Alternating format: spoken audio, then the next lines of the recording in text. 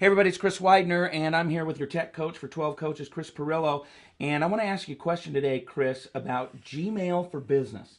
So, there's this debate, is it unprofessional to have a Gmail account? I use it as a public personality with, 800,000 fans across my social networks.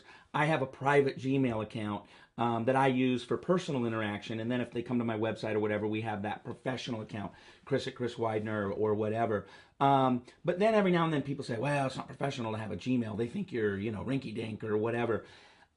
Should you use Gmail for your business?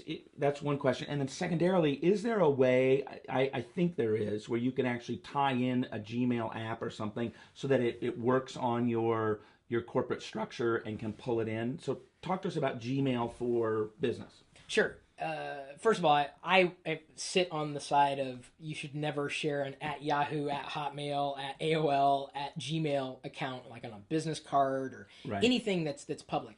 It's easy enough. You can use Gmail, the application, to manage a variety of accounts, not just an at Gmail address.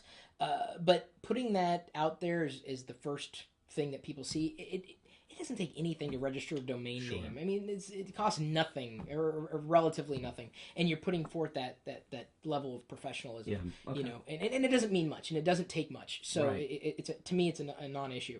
But yes, you can use Gmail. In fact, they have Google Apps for businesses.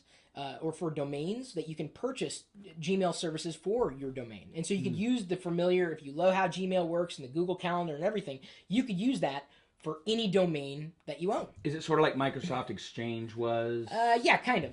Similar idea. In many ways, It yes. attaches onto the backside and manages it for you. Okay. And so right now I just use an Exchange server at this point in time. I have used Google Apps for domains in the past, but it just depends on what you're used to, what you like. But there are ways to kind of have both. Even if you do want to use Gmail, even if you create an alias that automatically forwards, you can set up Gmail to automatically reply from a certain address. So even when someone hits reply, you may be using Gmail, but they never necessarily need to know that you're using Gmail as that front. Oh, interesting. So good point.